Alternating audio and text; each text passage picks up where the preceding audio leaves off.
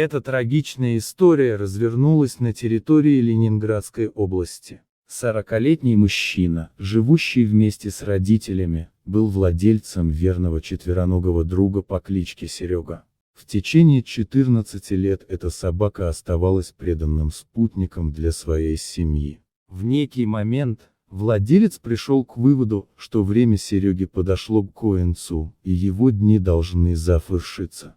С такой мыслью он оставил ПСЯ на железнодорожном переезде, расположенном между Санкт-Петербургом и Оредежем, после чего исчез в неизвестном направлении. Локомотивщик, который увидел необычный предмет на путях, предпринял попытки предупредить о возможной опасности, подав звуковые сигналы. Он надеялся, что если это живое существо, то оно покинет опасную зону. В это время Серега безропотно принял свою участь, сидя неподвижно с опущенной головой, без всяких признаков беспокойства. Множество брошенных и слабых животных ежедневно бредут вдоль дорог, и лишь единицам из них улыбается судьба встретить человека с добрым сердцем.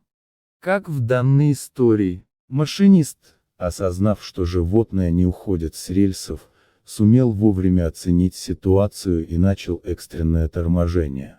Благодаря его реакции, поезд остановился всего в метре от Сереги, чьи глаза отражали благодарность и толику надежды. Работник железной дороги зафиксировал случившееся на камеру, освободил пса и проинформировал полицию о ситуации, а затем вернулся к своим прямым обязанностям, поскольку жесткий график работы на железной дороге не терпит задержек.